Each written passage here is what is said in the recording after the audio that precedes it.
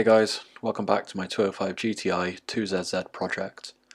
In this episode I'm going to start stripping down the rear of the car, preparing it for some rust repairs, which I've been putting off for quite a few years now. As you can see, the garage is pretty narrow and small, so I'm tidying it as best I can to make as much room as possible for the front end strip when it comes time to do it, as well as trying to keep access to the rear of the car. I'm pretty lucky with the car being so light, so it's not the end of the world pushing and steering it around the garage to get it better positioned. I'm hoping by doing all of this to avoid the massive hassle that it's going to be to try and move the car without a rear beam. Anyway, onto the back of the car now. It's all jacked up and axle stands, which is good. I forgot my impact, so we're using the drill today. Not particularly great, but it's doing the job. Loosening off the back box, getting ready for removing the handbrake cables and the exhaust centre section.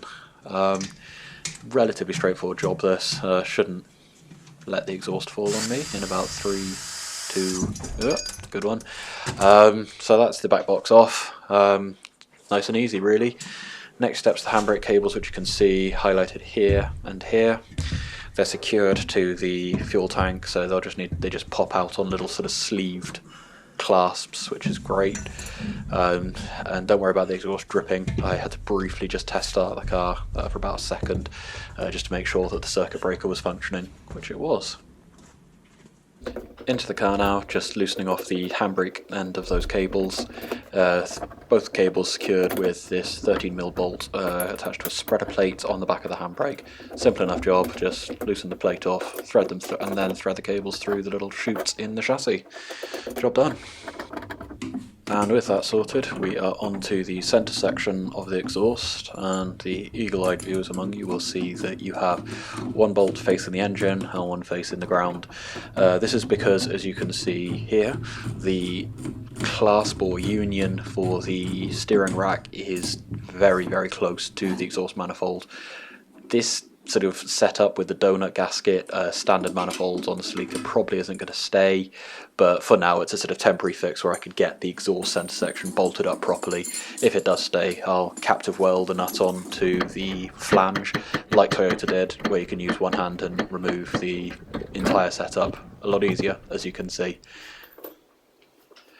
With all of that done, that should be, as you can see, the exhaust sliding out nicely. The exhaust is a bit of a fab job of Sleeker downpipe and standard 205 exhaust just to make it work for now.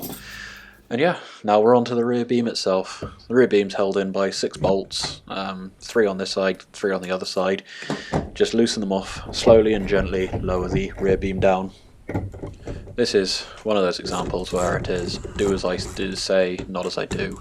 I managed to forget to properly support the beam under the car as I was jacking it down, or letting it down. I didn't jack it down.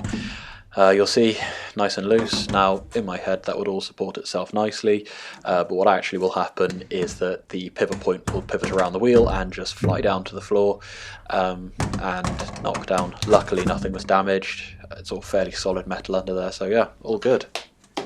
So yeah, beams out the car, just sort of assessing it. All the bushings seem okay. This one is loose, but the actual rubber is fine. The powder coating on the refurbished beam, it's okay. I'm probably going to have to give it a bit of a touch up here and there, but the bracketry does need a bit of attention, as you can see. Sport dampers, they're alright. They have a bit of corrosion on them, but we'll get it sorted. Under the car, you can see it's a screenshot now because the battery was going. It looks okay, underseal looks alright, but there is some, corrosion going on there.